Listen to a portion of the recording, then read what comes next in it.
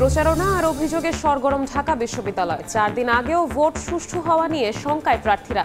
Online প্রোপাগান্ডার অভিযোগ শিবির ও বৈষম্য বিরোধীদের।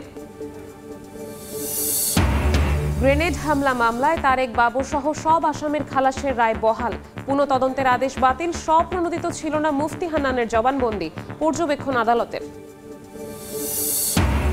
তারেক রহমানের দেশ পরিচালনার দায়িত্ব পাওয়া ঠেকাতে গভীর চক্রান্ত দেখছে বিএনপি। ভোট বাধাগ্রস্ত করতেই জাপা গণ অধিকার সংঘর্ষ ও নূরের উপর হামলার অভিযোগ। অর্থ পাচার নিয়ন্ত্রণে এলেও পুরোপুরি বন্ধ হয়নি বলছে টিআইবি। পাচার হওয়া টাকা ফেরাতে সংশ্লিষ্ট দেশের সঙ্গে সমন্বয়ের পরামর্শ।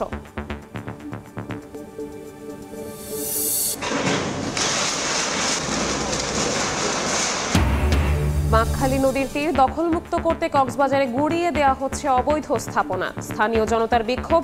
ফুটপাত দখলমুক্ত করতে ফরিদপুরে অভিযান।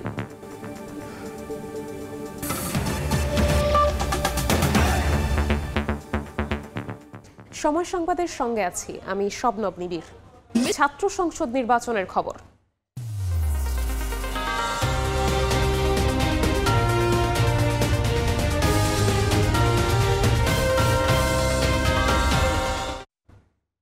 পাল্টাপাল্টি অভিযোগে ডাকসু নির্বাচন ঘিরে বাড়ছে উত্তাপ। মব তৈরি করে ভোট বানচালের আশঙ্কা প্রকাশ করেছেন ছাত্রদল সমর্থিত প্যানেলের ভিপি প্রার্থী আবিদুল ইসলাম খান। এদিকে প্রোপাগান্ডার পাল্টা অভিযোগ তুলেছে ছাত্র শিবির ও বৈষম্য বিরোধীরা। পরিবেশ নিয়ে প্রার্থীরা নানা শঙ্কার কথা তুলে ধরলেও সুষ্ঠু ভোটের আশা নির্বাচন কমিশনের। ঢাকা বিশ্ববিদ্যালয় কেন্দ্রীয় ছাত্র সংসদ ডাকসু ও হল সংসদ নির্বাচনের প্রচারণার সময় আর মাত্র 3 দিন বাকি। আর তাই নানা প্রতিশ্রুতি নিয়ে ভোটারদের দ্বারে দ্বারে প্রার্থীরা। বৃহস্পতিবার সকাল থেকে লিফলেট বিতরণের পাশাপাশি হলের রুমে রুমে গিয়ে শিক্ষার্থীদের কাছে ভোট চাচ্ছেন প্রার্থীরা। আয়োজন করছেন প্রজেকশন মিটিং এর। একটা উৎসবের আমেজ আছে, সবাই এই ডাকসু রিলেটেড আলোচনা করছে, সবাই ভোট চাইতে গেলে খুশি হচ্ছে। আমাদের জন্য এটা টাফ ডিসিশন যে কাকে আসলে ভোট দিব কি দিব না। দুপুরে ঢাকা বিশ্ববিদ্যালয়ের মোকাররম ভবনে প্রচারণায় আসেন ছাত্রদল সমর্থিত প্যানেলের ভিপি প্রার্থী আবিদুল ইসলাম খান। এ সময় ভোটের পরিবেশ ঠিক থাকলেও সাইবার জগতে ভোট বানচালের ষড়যন্ত্র হচ্ছে বলে অভিযোগ করেন তিনি। ভোট ঘিরে মব তৈরির শঙ্কাও তার। এই যে অনলাইন প্রোপাগান্ডাটা ঠেকানো হচ্ছে, আগে তো দেখতাম আগের ফেসিবাদের আমলে চাইলেই তো কোনো পেজ ব্যান করা যেত, যেগুলো প্রোপাগান্ডা ছড়াচ্ছে, এখন কেন তারা সেটা পারছে না। পরে মোকাররম ভবনে প্রচারণায় আসেন ছাত্র শিবির সমর্থিত ঐক্যবদ্ধ শিক্ষার্থী জোটের ভিপি প্রার্থী সাদিক কায়েম। আবারও তুলে ধরেন নির্বাচনী ইশতেহার। সাইবার জগতে অপপ্রচারের অভিযোগ করেন তিনিও। সাইবার বুলিং এর সাথে যারা জড়িত আছে আমরা তাদের বিরুদ্ধে দৃষ্টান্তমূলক বিচারের আওতায় নিয়ে আসবো। একই জায়গায় প্রচারণায় আসেন বৈষম্য বিরোধী শিক্ষার্থী সংসদ প্যানেলের জিএস প্রার্থী আবু বাকের মজুমদার। ভোট বানচালের আশঙ্কা তারও। অনলাইনে নানা ধরনের প্রোপাগান্ডা দেখছি, একজন আরেকজনের এক গ্রুপ আরেক গ্রুপের বিরুদ্ধে প্রোপাগান্ডা ছড়াচ্ছে। পরিবেশ নিয়ে প্রার্থীরা নানা শঙ্কার কথা তুলে ধরলেও সুষ্ঠু ভোটের আশা নির্বাচন কমিশনের। মাসুদুর রহমান, সময় সংবাদ, ঢাকা। এই মুহূর্তে জাহাঙ্গীরনগর বিশ্ববিদ্যালয়ে আছেন মোজাফফর হোসেন জয় এবং রাজশাহী বিশ্ববিদ্যালয়ে আছেন সহকর্মী আলতাফ হোসেন। সরাসরি প্রথমে যাচ্ছি জয়ের কাছে। জাহাঙ্গীরনগর বিশ্ববিদ্যালয়ের 7ম দিনের মতো নির্বাচন চলছে। নির্বাচনের প্রচারণায় অংশ নিচ্ছে ছাত্রদল, ছাত্র শিবির।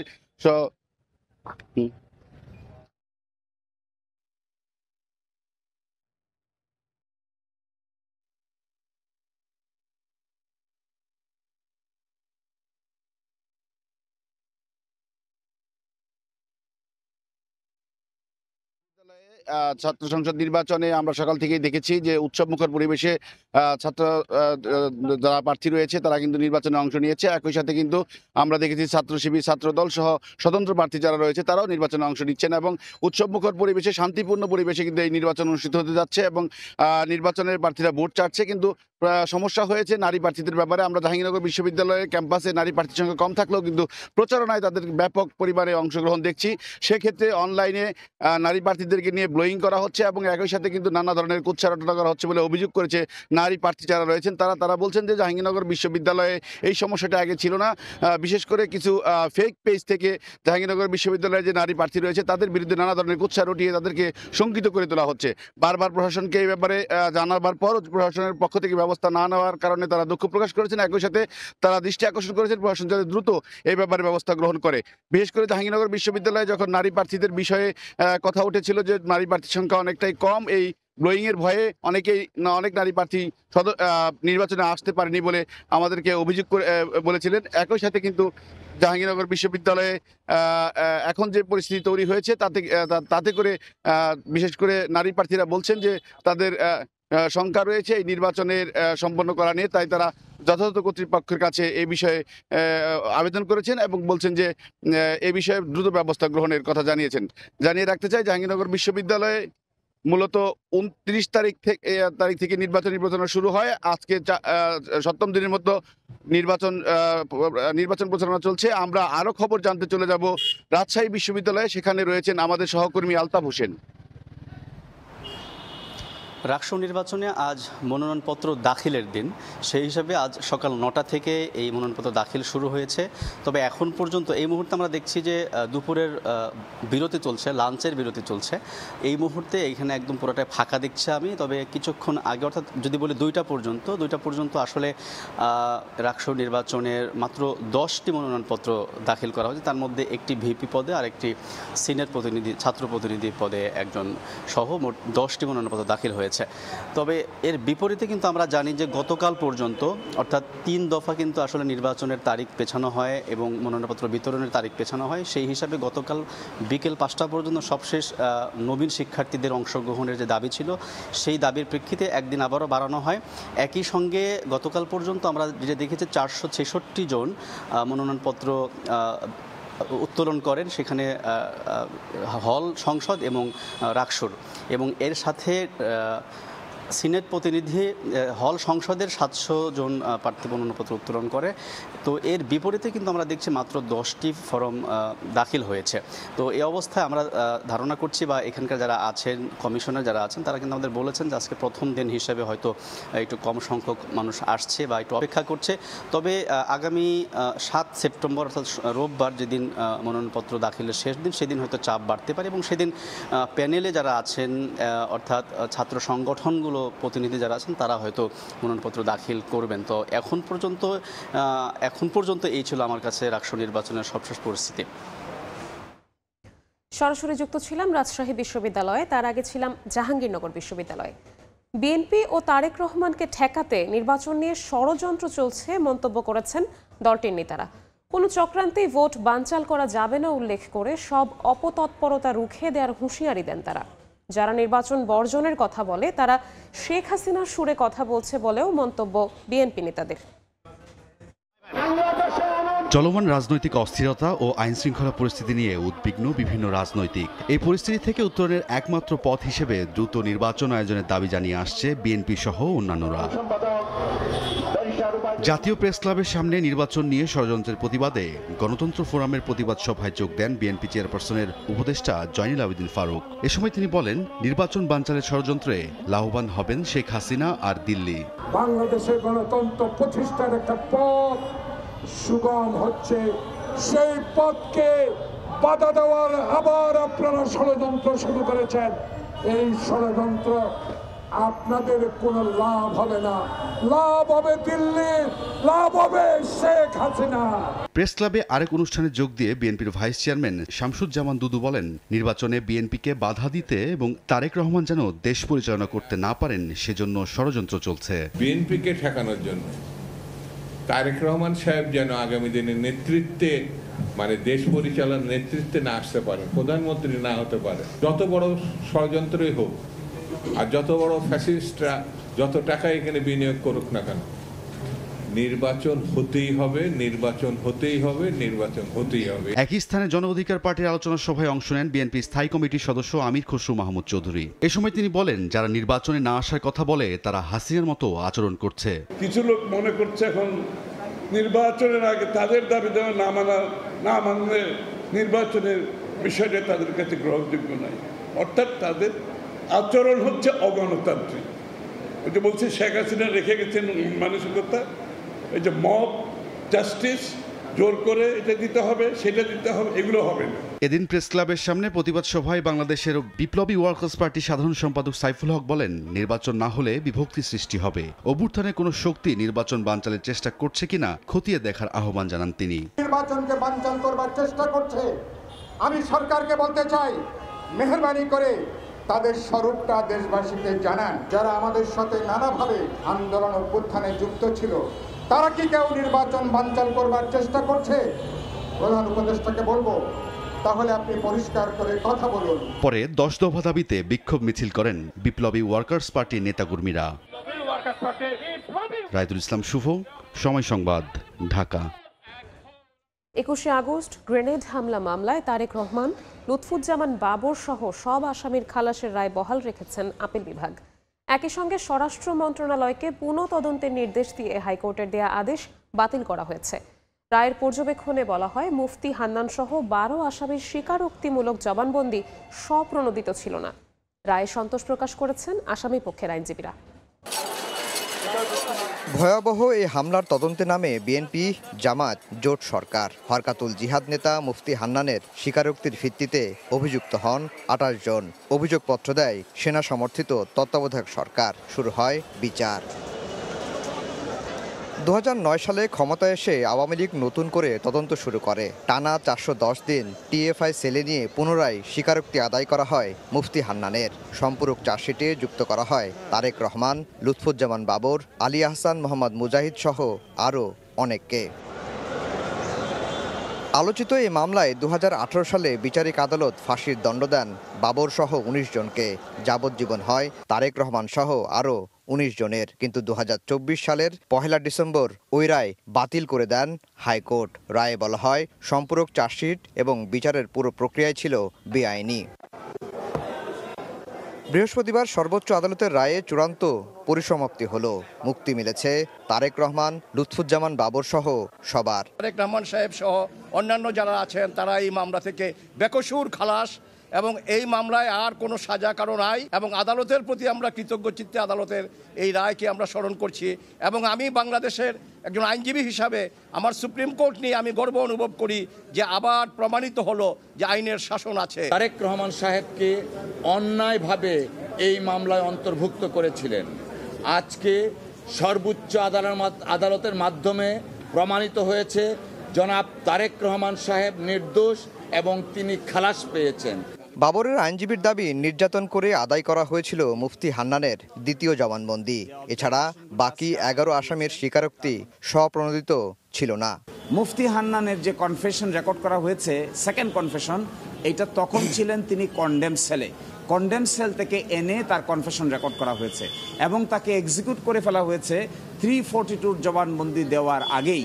সকল আসামির যখন 342 জবানবন্দি শুরুর কথা, এই সময় মুফতি হান্নানকে মৃত্যুদণ্ড কার্যকর করা হয়েছে।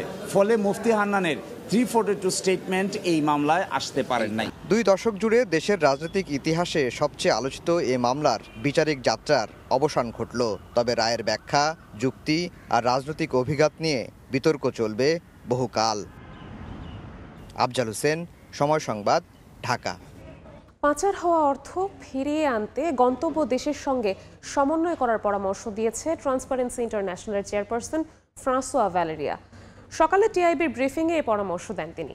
সংস্থাটির নির্বাহী পরিচালক বলেন, গত 1 বছরে অর্থ পাচার নিয়ন্ত্রণে থাকলেও পুরোপুরি বন্ধ হয়নি। অর্থ ফেরত আনার চেয়ে প্রতিরোধে গুরুত্ব দেওয়ার পরামর্শ তার। গণ অভ্যুত্থানে আওয়ামী সরকার পতনের পর একে একে বেরিয়ে আসে শেখ হাসিনা, তার পরিবার ও দলীয় মন্ত্রী এমপিদের অর্থ পাচারের তথ্য। দুর্নীতি দমন কমিশন বলছে, শুধু সাবেক ভূমিমন্ত্রী সাইফুজ্জামান একারই বিশ্বের 17টি দেশে 581টি ফ্ল্যাট বা বাড়ি রয়েছে। আমার 6 বিঘা আছে। দায়িত্ব নেওয়ার পর পাচার হওয়া অর্থ ফিরিয়ে আনতে কাজ করছে অন্তর্বর্তী সরকার। তবে অর্থ পাচার পুরোপুরি বন্ধ হয়নি বলে দাবি করছে টিআইবি। সকালে রাজধানীর ধানমন্ডিতে ট্রান্সপারেন্সি ইন্টারন্যাশনালের চেয়ারপারসনের বাংলাদেশ সফর উপলক্ষে সংবাদ সম্মেলনে সংস্থাটির প্রধান বলেন, পাচার হওয়া অর্থ ফিরিয়ে আনা জটিল প্রক্রিয়া। এখন উচিত পাচার প্রতিরোধে বেশি গুরুত্ব দেয়া। মোটামুটি ভাবে নিয়ন্ত্রিত হয়েছে, ধরে যা বন্ধ হয়েছে সেটা বলতে পারবো না। বাংলাদেশ থেকে অর্থ পাচার প্রতিরোধ করা, যেন অর্থ পাচার না হয়, সেটা হচ্ছে আমাদের প্রায়োরিটি হওয়া উচিত। যেটা একবার পাচার হয়ে যায় সেই টাকাটা ফেরত আনাটা খুবই কঠিন। অর্থ ফিরিয়ে আনতে দেশগুলোর সরকারের সঙ্গে সমন্বয় করে কাজ করার পরামর্শ দেন টিআই এর আন্তর্জাতিক পরিচালনা পর্ষদের চেয়ারপারসন ফ্রাঁসোয়া ভ্যালেরিয়া।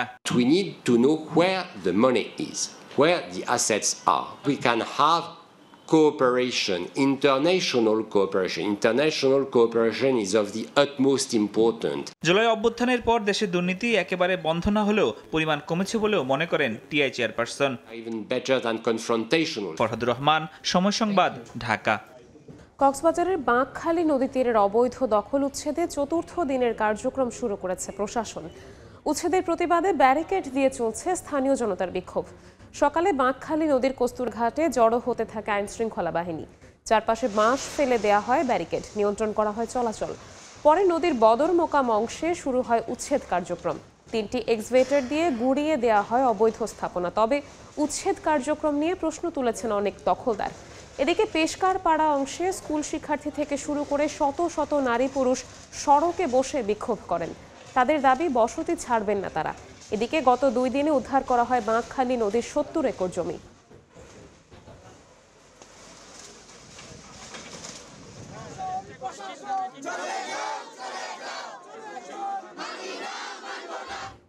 বিস্তারিত জানাতে এই মুহূর্তে কস্তুরাঘাট এলাকায় আছেন সহকর্মী সুজাউদ্দিন রুবেল।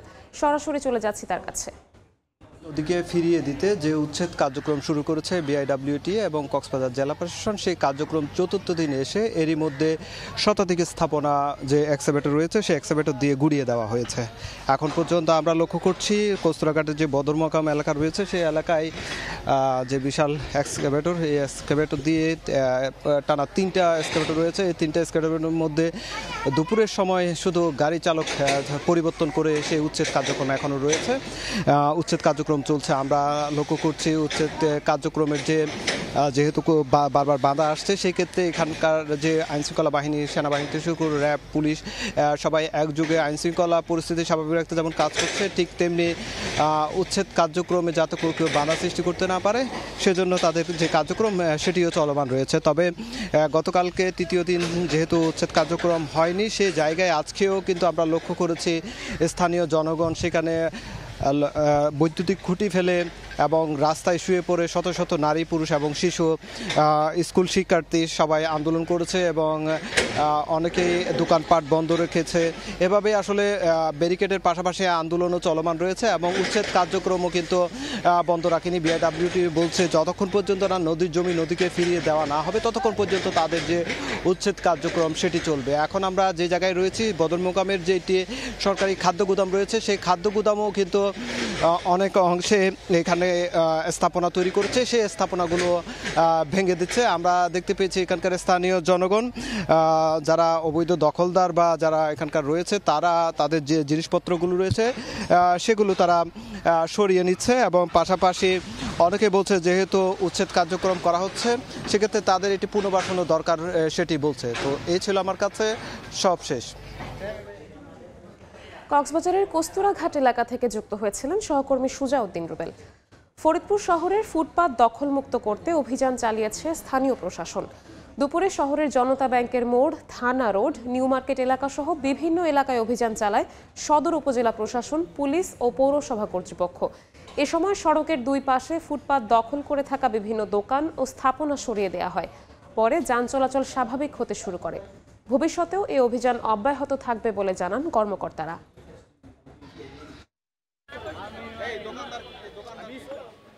সিলিন্ডারের লিকেজ থেকে ছড়িয়ে পড়ে গ্যাস। পরে রান্নার জন্য চুলা জ্বালাতেই ঘটে বিস্ফোরণ। নারায়ণগঞ্জের সোনারগাঁয়ে একটি বাড়িতে গ্যাস সিলিন্ডার বিস্ফোরণে শিশু সহ একই পরিবারের 5 জন দগ্ধ হয়েছেন। তাদেরকে আশঙ্কাজনক অবস্থায় জাতীয় বার্ন ইনস্টিটিউটে ভর্তি করা হয়েছে। বৃহস্পতিবার ভোর 5:30টা রান্নার জন্য চুলা জ্বালাতেই বিকট শব্দে ঘটে বিস্ফোরণ। নারায়ণগঞ্জের সোনারগাঁয়ের বিসিক শিল্পনগরীর মধ্যপাড়ায় একটি 3তলা বাড়ির নিচ তলায় পরিবার সহ ভাড়া থাকেন মানব চৌধুরী। ভোরে তার স্ত্রী চুলায় আগুন জ্বালাতেই বিস্ফোরণ ঘটে।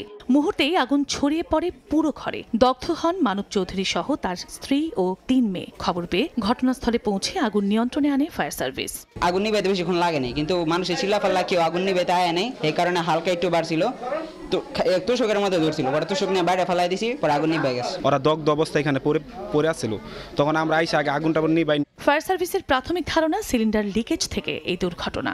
এটা সিলিন্ডার থেকে হয়েছে, যে সিলিন্ডারটা সেটা রুমের ভিতরে যেখানে বসবাস করে সেখানে রেখে তারা এটা কিন্তু রান্নাবান্নার কাজ করতো। দগ্ধদের রাজধানীর জাতীয় বার্ন ও প্লাস্টিক সার্জারি ইনস্টিটিউটে নিয়ে ভর্তি করা হয়েছে। শরীরের 22 থেকে 70% পুড়ে যাওয়ায় সবার অবস্থায় আশঙ্কাজনক। সর্বনিম্ন 22% এবং সর্বোচ্চ যার পুড়েছে তার 70% পুড়েছে। সবার শ্বাসনালী পুড়েছে, সবাই আসলে আশঙ্কাজনক অবস্থায় আছে এবং সবাইকে আমরা এসডিও এবং আইসিইউ সাপোর্টে চিকিৎসা চলমান রেখেছি। বিসিক শিল্পনগরীর ফ্যালকন টেক্স লিমিটেডের শ্রমিক মানব চৌধুরী গত 1 মাস ধরে ওই বাসায় বসবাস করছেন। চন্দ্রা বিশ্বাস, ববি। ফরেন সার্ভিস একাডেমিতে সংবাদ সম্মেলনে কথা বলছেন প্রধান উপদেষ্টার বিশেষ সহকারী ফয়েজ আহমেদ তৈয়ব। সরাসরি চলে যাচ্ছে সেখানে। এবং একই সাথে এসএমই যারা আছে, যারা কো লোকেশন ফ্যাসিলিটি নিয়ে 8-10 বন্ধুবান্ধব বা ছোটো ছোটো উদ্যোক্তা এক জায়গায় কাজ করে, তারা এই ধরনের একটা ডিশ নিয়ে তারা নিজেদের মধ্যে ইন্টারনেটটা শেয়ার করতে পারে। এবং এই ধরনের ঘটনা অলরেডি আমরা গণমাধ্যমেও দেখেছি যে এই ধরনের যে উদ্যোক্তা বান্ধব যে এই ডিপ্লয়মেন্ট এটা হয়েছে। আমি রাজু হাফেজ বার্তা 24 কাজ করি। আপনারা উদ্যোক্তা এবং বিনিয়োগকারীদের বিষয়ে বেশ কনসার্ন। বাংলাদেশের কয়েক কোটি মোবাইল ব্যবহারকারীর যে দাবি ছিল মিনিট এবং ডাটার যে মেয়াদ বিলম্বিত যে দাবি, সেই বিষয়ে আসলে সরকার কি ভাবছে? একই সঙ্গে টেলিটকের উন্নয়নে সরকারকে আরো কোনো কাজ করছে কিনা? Thank you. জি, থ্যাংক ইউ। আসলে প্রাইস প্ল্যানটা টেলিকম পলিসির অন্তর্ভুক্ত না। Price plan BTRC regularly revisit করে। আমরা যতটা জানি বিটিআরসি এই মুহূর্তে নতুন প্রাইস প্ল্যান নিয়ে কাজ করছে এবং সেটা দ্রুতই চলে আসবে। আর টেলিটকের বিষয়ে নিশ্চয়ই আমাদের সুনির্দিষ্ট প্ল্যান আছে। আমরা টেলিটকের নেটওয়ার্ক সম্প্রসারণে যাচ্ছি। ধন্যবাদ। আসসালামু আলাইকুম, আমার নাম মোস্তফা মল্লিক, আমি চ্যানেল আই আছি। আসলে এটা এমন একটা সূক্ষ্ম বিষয় যে অনেক বিশেষজ্ঞদেরই বুঝতে আসলে সমস্যা হয়, সেক্ষেত্রে সাধারণ মানুষদের তো আরো প্রবলেম। তো ধন্যবাদ, এরকম একটা নীতিমালা এসছে। আমার প্রশ্নটা খুবই সহজ, সেটি হচ্ছে যে বারবার আমরা মনোপলির কথা বলছি, সাধারণ মানুষজন আসলে এই মনোপলিটা বোঝে না। আগের নীতিমালায় কিভাবে মনোপলিটা করতে এবং এখন এটা থেকে আমরা কিভাবে রক্ষা পাবো, এটা যদি একটু সিনোপসিসটা মানে খুব সংক্ষিপ্ত আকারে বলতে। জি, ধন্যবাদ, খুব সুন্দর প্রশ্ন করেছেন। এখানে আগে একটা ভয়েস কল করার জন্য অন্তত 6টা থেকে 7টা, কোথাও 7টা স্তর ভেদ করে যেতে হতো। তো এখন আমরা বলছি যে নতুন কাঠামোতে আমার 3টা স্তর আছে, তো সুতরাং সেখান থেকে 2টা স্তর চলে যাবে। ওই 2টা স্তর যেই রেভিনিউটা কালেক্ট করতো, যেই টোলটা কালেক্ট করতো, সেই টোলটা এখন থাকবে না। সুতরাং আমরা মনে করছি এই টোলটা হয় আমরা সরকারকে দিতে পারবো, অথবা সরকার চাইলে এটা ডিসকাউন্ট হিসাবে দিতে পারবে গ্রাহকদেরকে। সেভাবে আমরা গ্রাহক সেবার মানে দামটা কমিয়ে আনতে পারবো। আরেকটা হচ্ছে, যেহেতু আগে 6টা স্তর থাকতো বা 7টা স্তর থাকতো ভয়েস এবং ডেটা উভয় কলে, তাহলে ওখানকার যে ব্যবসায়ীরা এখন অনেক বড় একটা পরিসরে ব্যবসা করতে পারবে, যেমন ফাইবার টাওয়ার করতে পারবে। এই ছিল সময় সংবাদে, সঙ্গেই থাকুন সময়।